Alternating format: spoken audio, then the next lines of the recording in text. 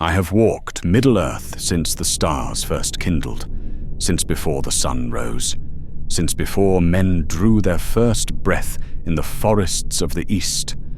I am old beyond mortal comprehension. I have seen empires rise and crumble to dust. I have watched mountains born and worn to nothing by wind and time. I have witnessed the reshaping of the world itself. I have seen Sauron's cruelty take many forms, his wars, his armies, his fortresses of iron and ash, his servants who spread death and terror across the world. And in all those ages, in all those endless years, I have seen horrors that would break lesser minds, evils that should not exist, darkness that corrupts the very fabric of creation. But nothing haunts me like what I witnessed in Numenor, what I watched Sauron do over 5 centuries, what I was powerless to prevent. I watched a great man fall, watched him struggle against Sauron's corruption for longer than most civilizations endure, watched him fight with everything he possessed, with every fragment of will and strength and nobility, and I watched him lose.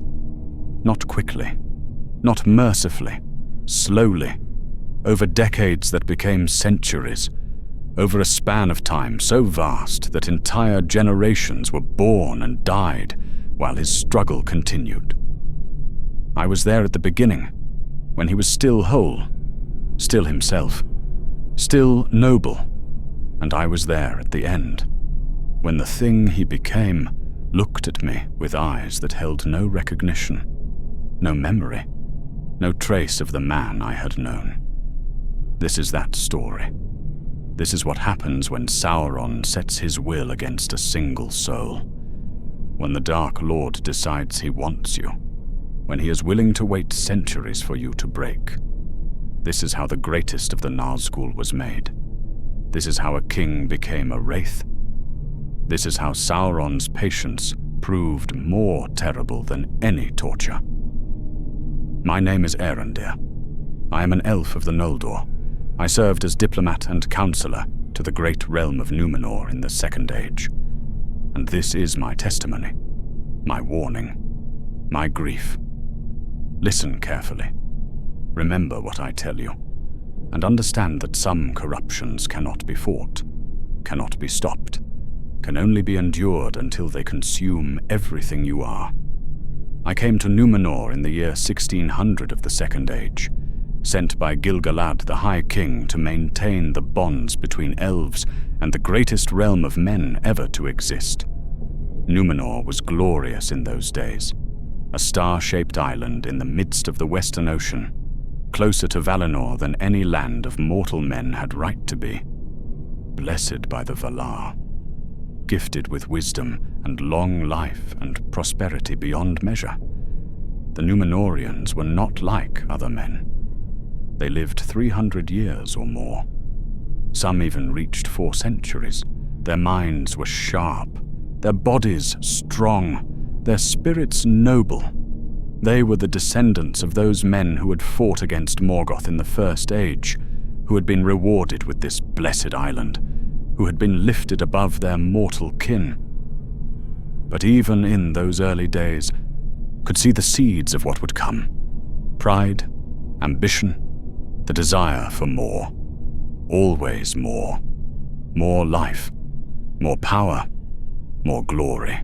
The Valar had forbidden them from sailing west, from seeking the undying lands, from pursuing the immortality that was not theirs to claim. And that prohibition ate at them, festered, grew into resentment over the long centuries. But I am ahead of myself. In 1600, those troubles were still distant, still decades away from flowering into true corruption. I was welcomed to the court with honor, given quarters in the palace, granted access to the king and his counselors. My role was to advise on matters concerning elves, to maintain communication between our peoples, to ensure the alliance remained strong. It was good work, important work, and I performed it faithfully for a century before I met him. Isilmo, the man whose fall would haunt me for all the ages of the world. I first encountered Isilmo in the year 1685. He was attending court, sitting in the back of the chamber during a session where I was advising the king on matters of trade with Lindon. He caught my attention immediately, not because he was loud or demanding of notice, but because of the way he watched, the intensity in his eyes, the intelligence, the barely concealed frustration. Later I inquired about him, learned his history, understood why that frustration existed. Isilmo was the eldest son of the king's brother. Royal blood. Direct line of descent from Elros himself. Numenorian nobility of the highest order. By all rights, he should have been heir to the throne. Should have been groomed for kingship. Should have had power and influence commensurate with his lineage. But his father had been passed over in the succession. A younger brother chosen instead. Politics, alliances, reasons that made sense to those who made such decisions, but felt like injustice to those affected. So Isilmo was a prince without a kingdom, a potential king with no throne, a man of royal blood relegated to the edges of power, and he was bitter about it. Anyone could see that, the way he watched the king, the way he spoke in council when allowed, the barely controlled resentment in his voice. But he was also capable, intelligent, skilled in governance and warfare both. Everything a king should be, except for the crown that would never rest on his head. I found myself drawn to him, not out of pity, but out of recognition. I had lived long enough to know talent when I saw it, to recognize the tragedy of a capable man trapped in circumstances beyond his control. We began speaking after court sessions, small conversations at first, formal, diplomatic, but gradually deeper, more honest, more real. He was curious about elves, about immortality, about what it meant to live for ages uncounted while the world changed around you. I was curious about his perspective, about what it meant to be mortal, to know your time was limited, to burn with ambition while your years slipped away. We became friends. Over the span of a decade, we developed genuine affection for each other. The kind of bond that transcends the difference between mortal and immortal, between elf and man. I should have seen the danger in that, should have recognized that a bitter prince with royal blood and vast ambition was exactly the kind of man Sauron would target. But I didn't see it, did not understand the threat until it was far too late. Sauron came to Numenor in the year 1693, not as a conqueror, not as the Dark Lord, but as Annatar, the Lord of Gifts, a being of light and wisdom who claimed to serve the Valar, who offered knowledge and power and all the things the Numenorians desired. I knew what he was immediately, recognized the corruption beneath the beautiful facade, spoke against him in the strongest terms I could employ. But I was one voice against many, and the Numenorians wanted to believe, wanted the gifts he offered, wanted the power he promised. The king was cautious, but others at court were not. Powerful lords, ambitious princes, those who chafed under the Valar's restrictions and saw in Annatar a path to something greater. Isilmo was among them. He sought me out the night after Annatar's first address to the court, found me in my quarters. His eyes were bright with excitement. "Did you hear him, Arendir? Did you hear what he offers? Knowledge, power, the secrets of crafting that even the elves have forgotten. He could change everything. He is Sauron," I said bluntly, "the servant of Morgoth. Everything about him is corruption and lies. You do not know that. You suspect, but you cannot prove it." I have walked Middle-earth for 6,000 years, Isilmo. I know darkness when I see it. I am begging you. Do not trust him. Do not accept anything he offers. Do not let him near you." He looked at me for a long moment, then shook his head. "You are my friend, Arendir. But you are also afraid. The Valar gave elves immortality. Why should men not seek the same? Why should we accept death as our fate when others live forever? Because mortality is your gift, not your curse. The Valar designed it that way for reasons beyond our understanding." "Then the Valar designed poorly," Isilmo said. "And if they will not change their design, perhaps someone else can."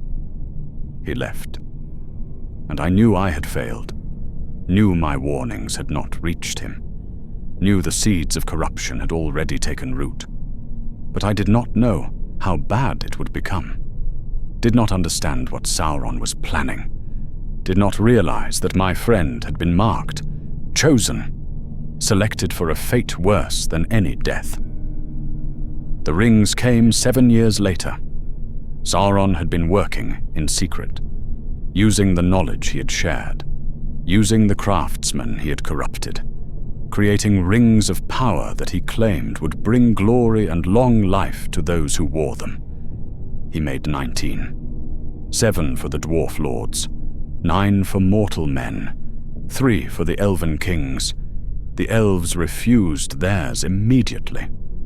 We knew what they were, knew what they would do, rejected them completely.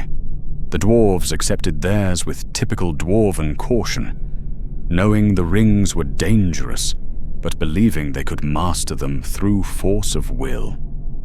And men accepted theirs eagerly.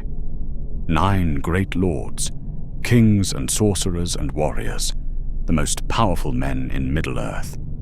Isilmo was among them. He came to me the night he received his ring, wearing it openly on his hand, a band of gold with a single red stone that seemed to pulse with inner fire. "Look," he said, his voice filled with wonder. "Look what Anatar has given me. A ring of power, one of only 9 in all the world. He said I was worthy, that I had the strength to bear it, that I would become greater than any king in my line." I looked at the ring, and I felt sick, could sense the corruption in it, the binding, the thread that connected it to Sauron himself. "Take it off," I said. "Right now, before it is too late. Too late, Arendir. This is my chance, my opportunity to become what I should have been, what I deserved to be. With this ring, I will have power beyond that of any Numenorian. I will be remembered long after the kings are forgotten. You will be enslaved. That ring is a chain, Isilmo, a leash. Sauron will own you, will control you, will make you into something you are not. You are wrong. I can feel it. The ring responds to my will, amplifies my strength, makes me greater. I am in control, not the ring. Me. That was what they all believed. Every one of the 9, that they could master the power, could use the rings without being used by them. They were all wrong. I argued with him for hours that night, begged him to remove the ring, to cast it away before it was too late. He refused, grew angry, accused me of jealousy, of trying to keep him down, of working against him out of some hidden elven agenda. He left my quarters in fury, and I sat alone in the darkness, knowing I had lost him, knowing the ring would do what I could not prevent, knowing I would watch him fall. The first decade was glorious. That is what made it so terrible. That is what made the eventual corruption so complete. Because for those first 10 years, everything Isilmo hoped for came true. He rose in power and influence. His counsel was sought by the king, his judgment valued, his presence commanded respect in every chamber and hall. His wealth increased. The ring seemed to draw prosperity to him. Trade ventures succeeded, investments flourished. Gold and silver and precious things flowed into his hands. His reputation grew. He led military campaigns against the servants of Morgoth, who still troubled the coastal regions, won victories, earned glory, became known throughout Numenor as a great warrior and leader. And his body didn't age. That was the most obvious effect, the most visible proof of the ring's power. Isilmo had been 70 when he received it, not young by most standards, but far from old for a Numenorian. 10 years passed, 20, 30, and he looked exactly the same. Not a new line on his face, not a grey hair, not the slightest diminishment of strength or vitality. Men who had been his age grew older, showed the marks of passing years, while Isilmo remained unchanged. It seemed like a gift, like the ring was delivering exactly what it promised. Extended life, continued youth, power without price. I knew better, could see what others couldn't, could sense the corruption beginning to work its way through his spirit, even as his body remained young. But when I tried to speak to him about it, he dismissed my concerns, showed me his achievements, his successes, his glory. How could any of this be corruption? How could something that made him so great be evil? I had no answer he would accept. So I watched and waited, and hoped desperately that I was wrong. I was not wrong. The changes began in the 4th decade.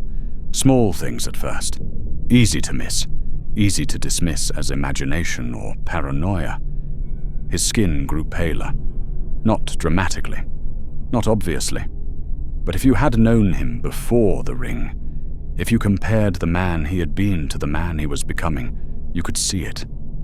See the color fading, the vitality diminishing even as the youth remained. His voice grew colder. The warmth that had once been there, the passion, the fire, it faded, replaced by something harder, more calculating, more cruel. His judgments in council became harsher, more severe. He advocated for punishments that seemed excessive, for solutions that involved more death, more suffering, more fear. And he began to avoid sunlight. That was the detail that troubled me most. Isilmo had always loved the sun, had spent his days outdoors whenever possible, training, riding, living under open sky. But now he preferred shadows, darker rooms, the hours after sunset.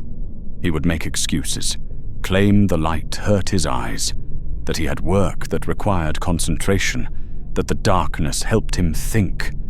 But I knew what it really meant. The ring was pulling him toward shadow, toward the darkness where Sauron dwelt, toward the realm of wraiths and corruption. I confronted him about it after 50 years had passed, found him in his chambers late at night, alone, sitting in darkness with only a single candle for light. Isilmo, we need to speak honestly about the ring, about what it is doing to you. Doing to me. Arendir, look at me. I am stronger than ever, more respected, more powerful. The ring has given me everything it promised. At what cost? Look at yourself. Really look. You avoid light. Your voice has changed. Your judgments have grown cruel. You are not the same man you were. Of course I am not the same. I have grown, matured, become what I was always meant to be. The ring has removed my weaknesses, made me harder, stronger, better. It has made you colder. It is taking your humanity piece by piece, replacing it with something else, something dark. He stood, and for a moment I saw anger flash across his face, real fury. Then it was gone, replaced by that cold calculation I had come to dread. You are afraid, old friend, afraid of what I am becoming, afraid that I will surpass even the elves, that mortality will transcend immortality. That is what this is really about. elven fear of human potential. That is not true. I am afraid for you. Not of you. I am afraid of what the ring will make you, of what you will become if you do not remove it. I cannot remove it. The words hung in the air between us. He had not meant to say them. I could see the shock on his face, the realization that he had admitted something he had been hiding even from himself. What do you mean you cannot remove it? I mean, I have tried. At night when I am alone, I have tried to take it off, to set it aside, to leave it in a drawer or a box, just for an hour, just to prove I still can. He held up his hand. The ring glinted in the candlelight, dark gold, the red stone seeming to pulse. It will not come off. When I try, when I pull, it burns, not my finger, my mind, my spirit, like fire inside my skull, like claws tearing at something essential. I cannot make myself do it. Oh, Isilmo, I whispered. What have you done? What I had to do, he said. His voice was flat, empty. What I chose to do. The ring is mine now, or I am its. What difference does it make? I have power. I have glory. I have everything I wanted. You have nothing, I said, because you are losing yourself. And once that is gone, power and glory mean nothing. He looked at me for a long moment, then turned away, facing the darkness. Get out, Arendir, and do not speak to me of this again. I left, and I knew the battle was already lost, knew the ring had him, knew everything that would follow was inevitable. But I didn't leave Numenor, did not abandon him, could not, because he was my friend, and I had made a promise to myself, to stay, to witness, to remember who he had been before the darkness took him completely. A century passed. Isilmo outlived his children, watched them grow old and die while he remained young, stood at their graves with a face that showed no age, no weathering, no sign of the 170 years he had lived. It broke something in him, something fundamental. I watched it happen, watched the last pieces of his humanity crumble as he buried his son, his daughter, his grandchildren, who had been born and grown old while he remained unchanged. This is not a gift, he told me at his son's funeral, speaking quietly so others would not hear. This extended life, this false youth, it is a curse. I should have died decades ago, should have passed peacefully in my sleep at 150, should have gone to whatever reward awaits mortal men. You can still die, I said gently. The ring extends life, but it does not prevent death entirely. You could remove it. Let nature take its course. I told you, I cannot remove it. I have tried 1,000 times, and it is not just the physical pain anymore. It is. I need it. The thought of being without it, of losing this power, this strength, it terrifies me more than death, more than anything. He looked at me with eyes that had begun to take on a yellow tinge, barely visible, but there, growing. I am trapped, Arendir. I understand that now. The ring is not a gift. It is a prison, and I will wear these chains until whatever end awaits me. Then let me help you. Let me try to break the binding. There are elven smiths who might know how to unmake what Sauron has made. No. He shook his head. No, old friend. If the ring cannot be removed, then I will bear it. Will use it. Will extract whatever value I can from this curse. I will become so great that even this corruption will have been worth it. That was the moment I knew he was truly lost, when he stopped fighting, stopped resisting, began to embrace what the ring was making him. The corruption accelerated after that. By the end of the 2nd century, Isilmo no longer looked entirely human. His skin had gone from pale to grey, a dead grey, the color of old bones, of corpses, of things that should not still be walking and breathing. His eyes were yellow, not tinged, fully yellow with slitted pupils like a serpent's. They reflected light in the darkness, glowed with inner fire. His voice had deepened, became rough, grating, like metal scraping metal. The words were still intelligible, but the tone was wrong, inhuman. He moved differently, hunched slightly, his gestures more angular, more predatory, like something pretending to be human but not quite remembering how. And he had begun to fade. That is the only way I can describe it. In certain lights, at certain angles, Isilmo became translucent, semi-visible, like he existed partially in another realm. The shadow world, the realm of wraiths and spirits. People began to fear him, to whisper about him, to avoid his presence. He was too old, too unchanged, too wrong. Whatever he had become, it was not natural, not acceptable, not something mortal men should be. The king asked him to leave court, politely, with honors and gifts and all the respect due to his lineage. But the message was clear. Isilmo was no longer welcome in the halls of power. His presence disturbed too many, reminded them of their own mortality, of the corruption that came from seeking what was not meant to be theirs. Isilmo accepted the dismissal without argument, without anger. He had moved beyond such concerns, beyond politics, beyond ambition for mortal power. He retreated to his estates, to a fortress in the northern mountains, away from cities, away from crowds, away from the sun he could no longer bear. I went with him. I cannot fully explain why. Part loyalty, part compassion, part morbid fascination with what he was becoming, part desire to witness, to remember, to ensure that when this was over, someone would know what had happened, what Sauron had done, what the cost had been. We lived in that fortress for decades, just the two of us and a handful of servants who were paid enough to overcome their fear. Isilmo spent most of his time in the deepest chambers, in darkness, away from all light.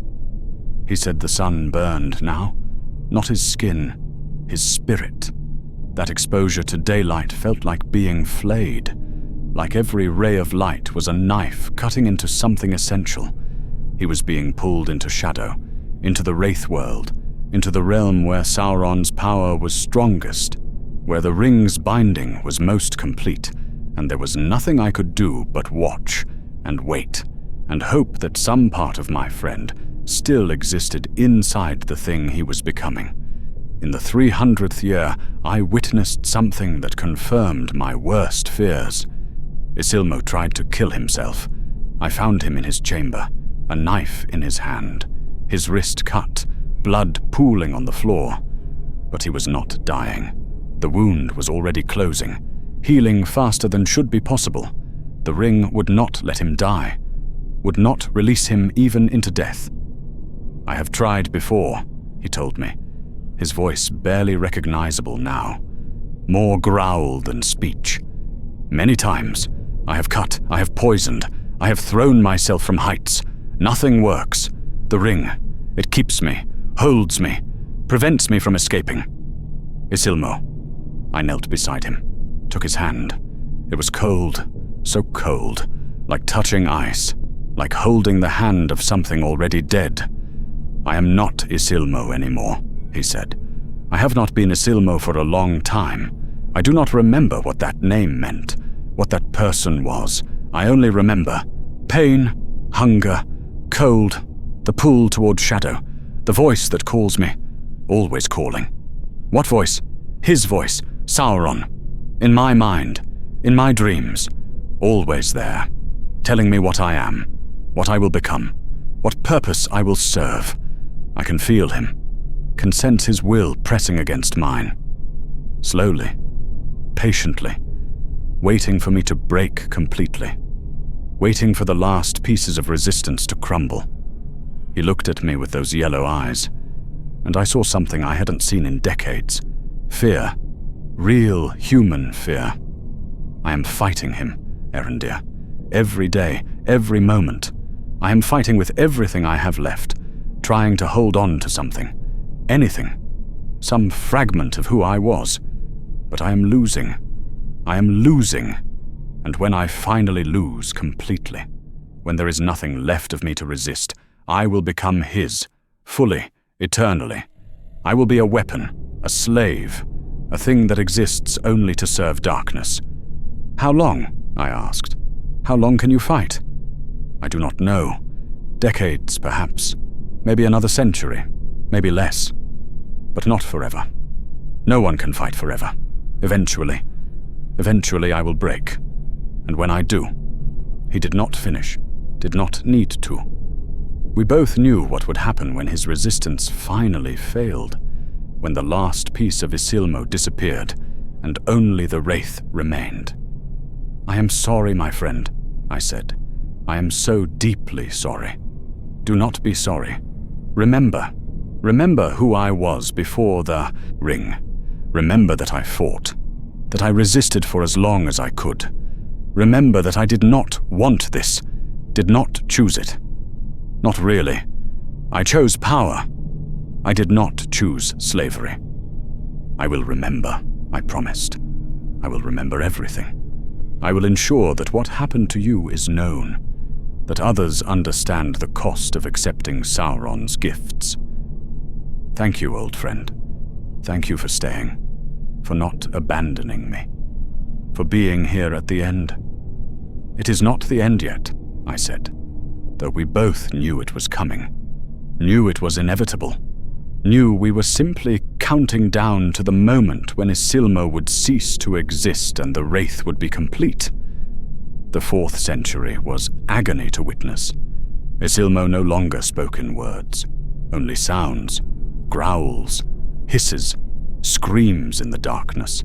The language centers of his brain were failing, being rewired, replaced by whatever the ring was making him into. He could no longer tolerate any light. Even candlelight burned him, made him recoil, made him hide in the deepest darkness of his fortress.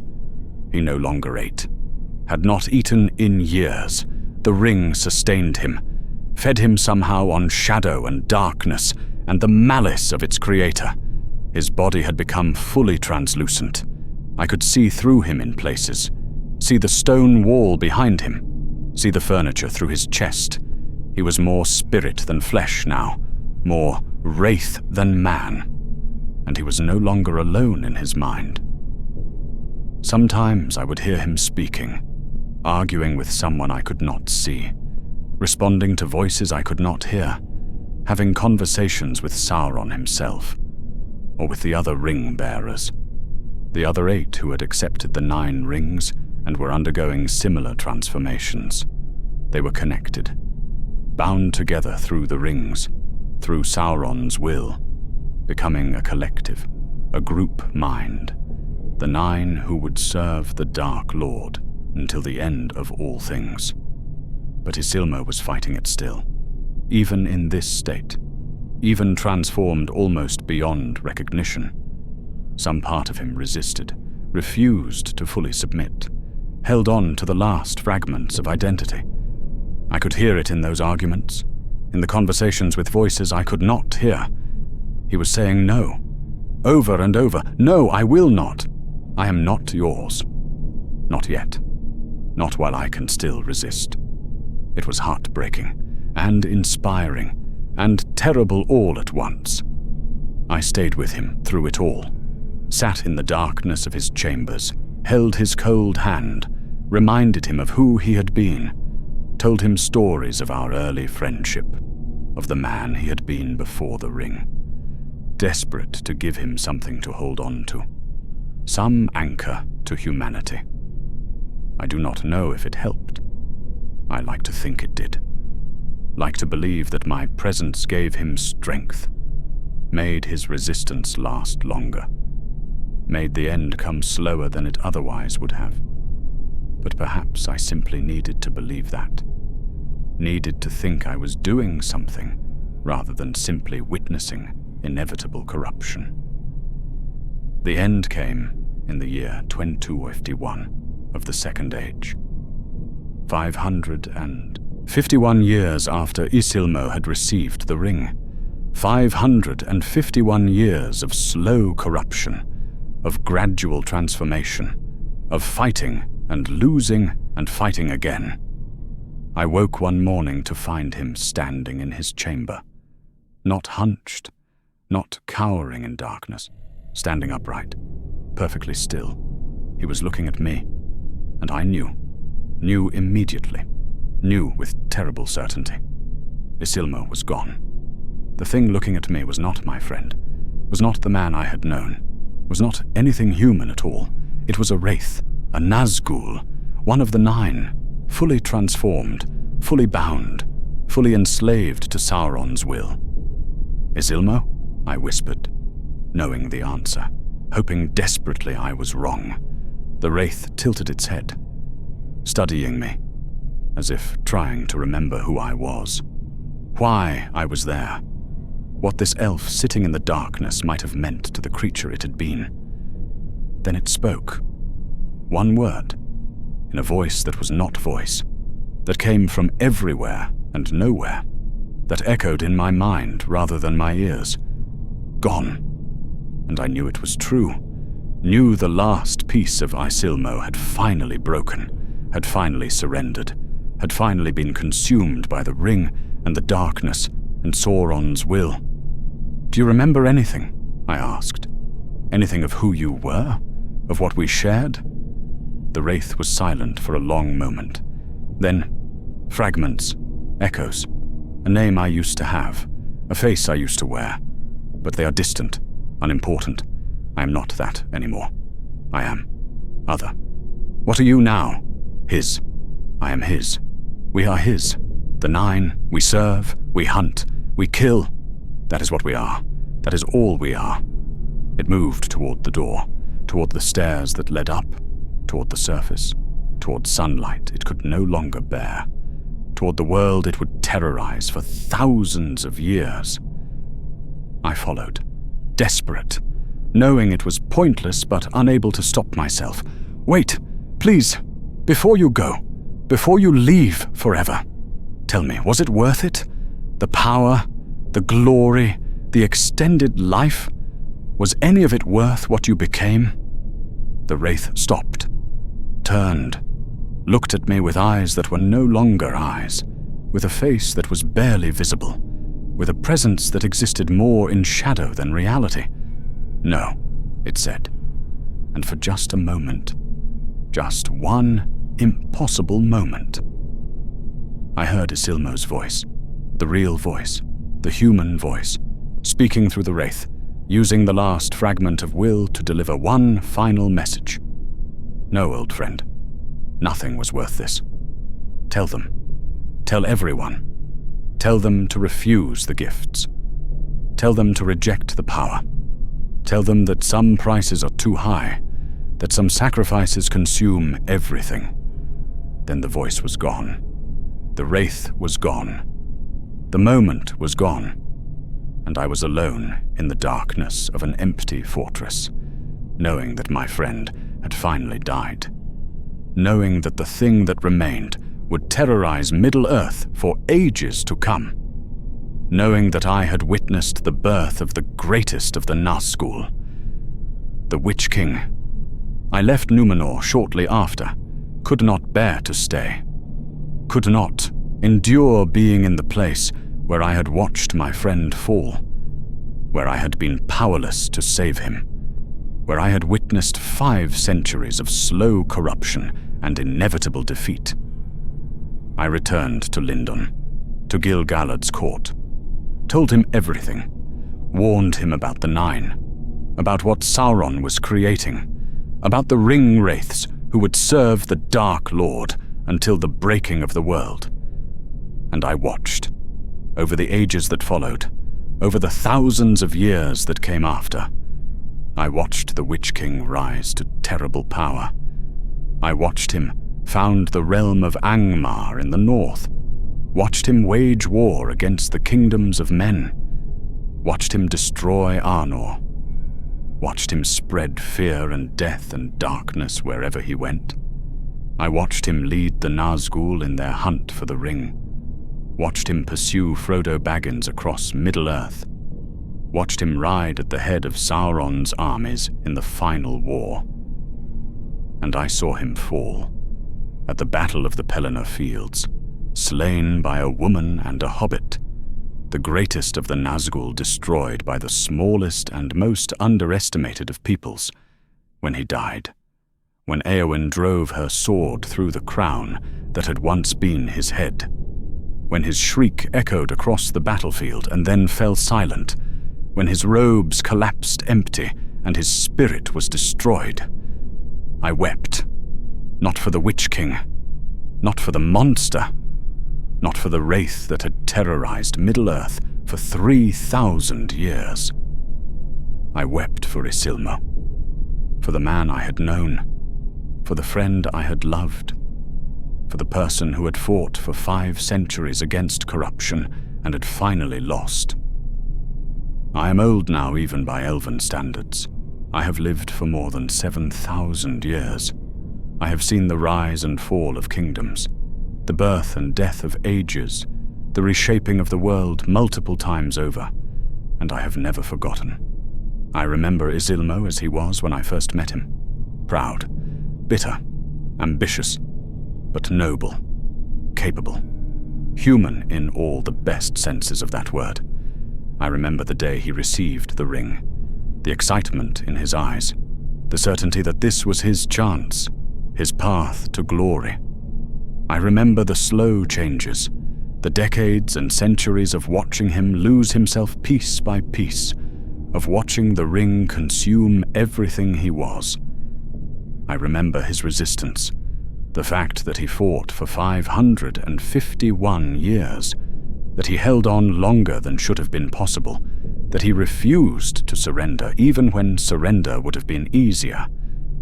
And I remember the moment he finally broke, when the last piece of Isilmo died, and only the wraith remained, when my friend disappeared and the Witch King was born.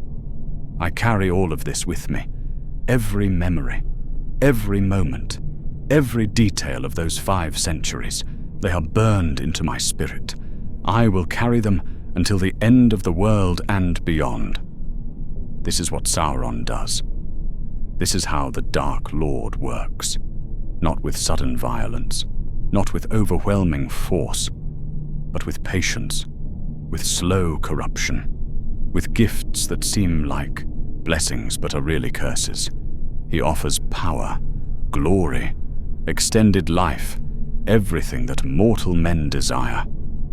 And then he waits for the corruption to work, waits for the binding to tighten, waits for the victim to realize they are trapped.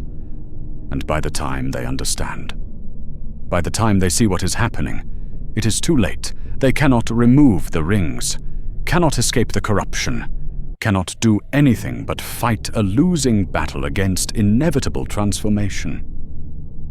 Isilmo fought for 551 years, 5 centuries of resistance, of struggling against the darkness, of holding on to fragments of humanity while the ring consumed him.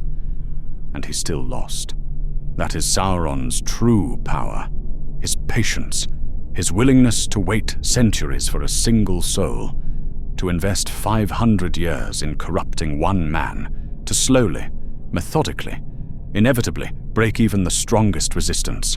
There are lessons in this story, warnings that must be heeded. Power always has a price. Every gift comes with cost.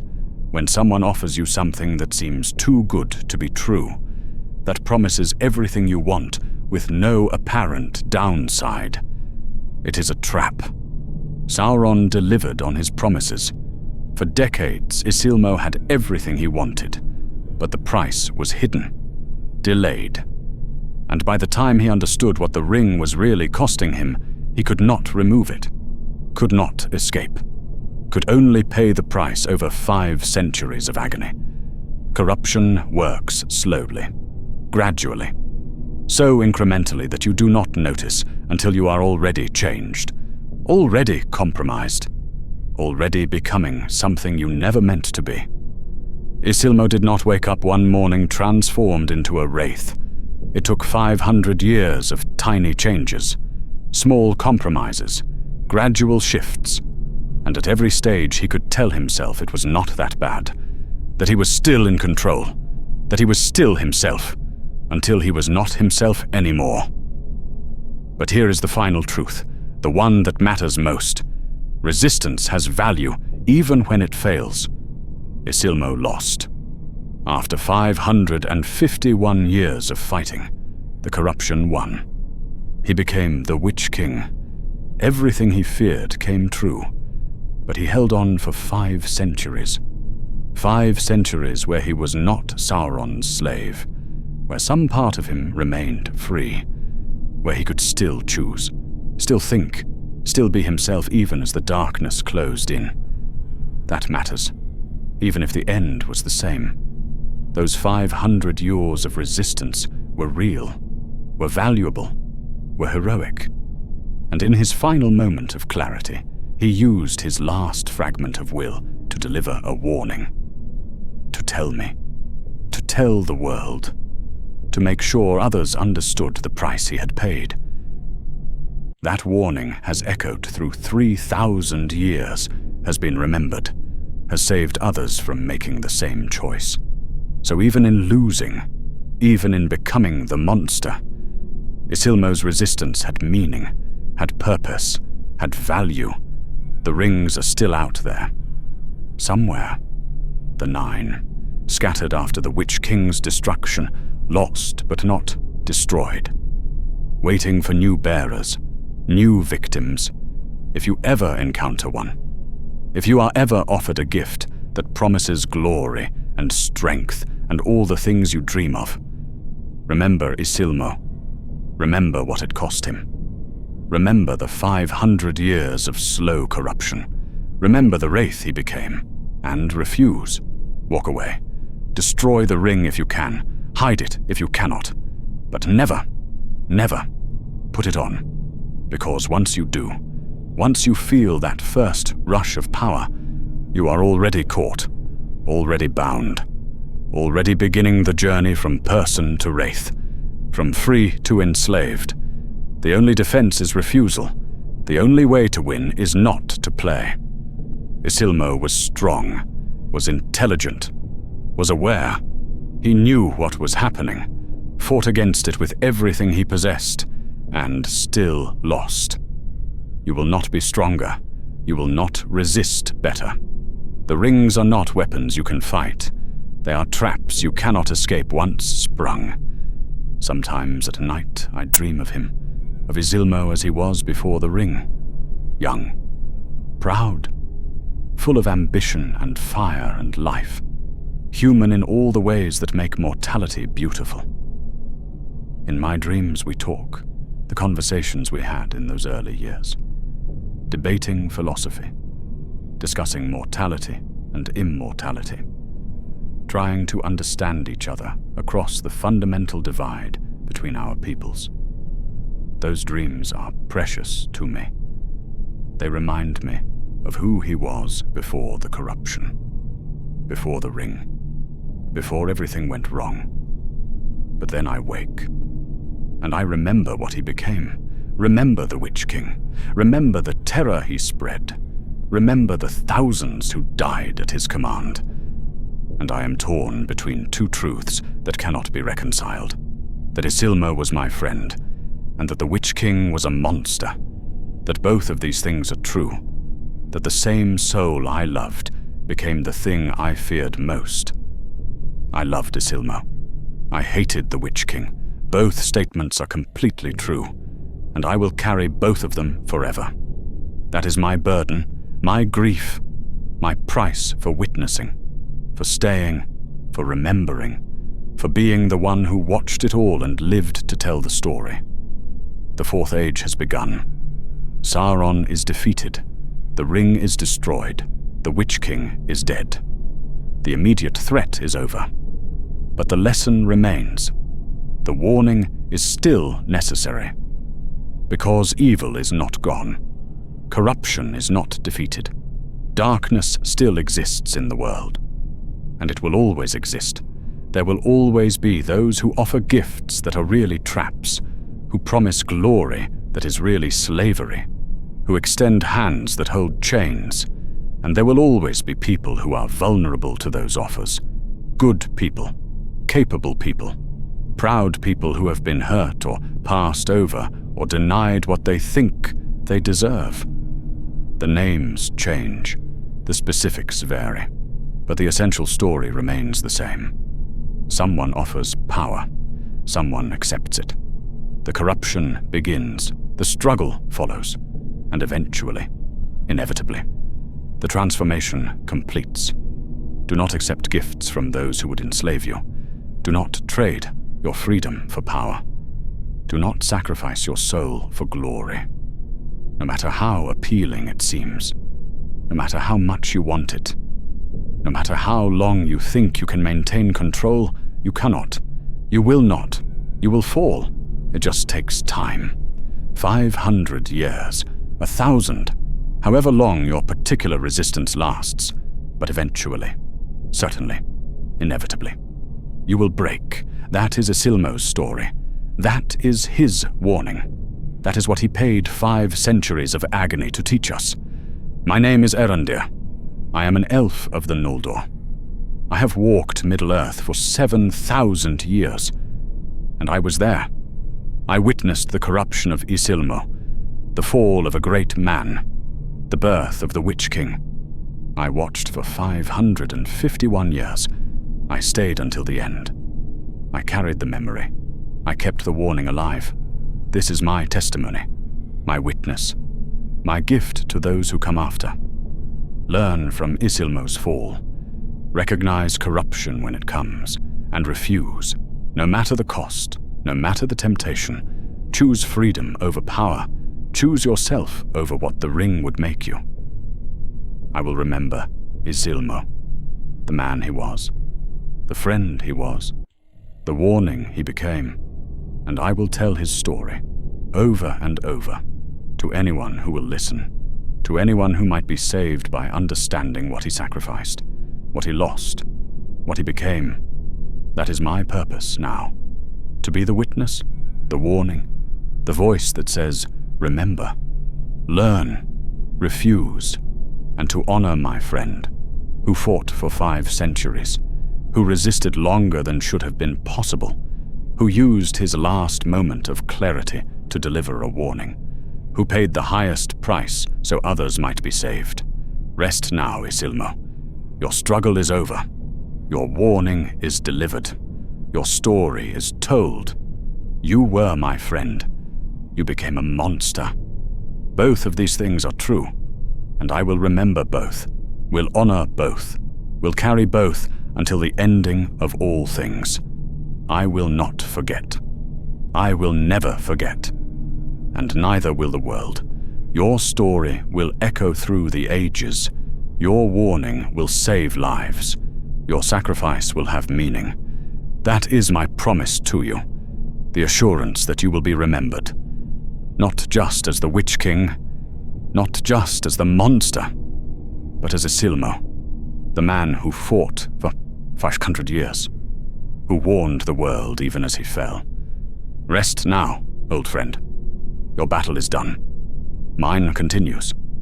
But I carry your memory, your warning, your legacy, and I will make sure it lives forever. If you want to learn more about the untold stories of Middle-earth, please subscribe to Whispers from the Shire. There are countless tales waiting to be told, countless warnings to be heard, countless lessons to be learned from those who came before. Subscribe, and let us explore the shadows of history together.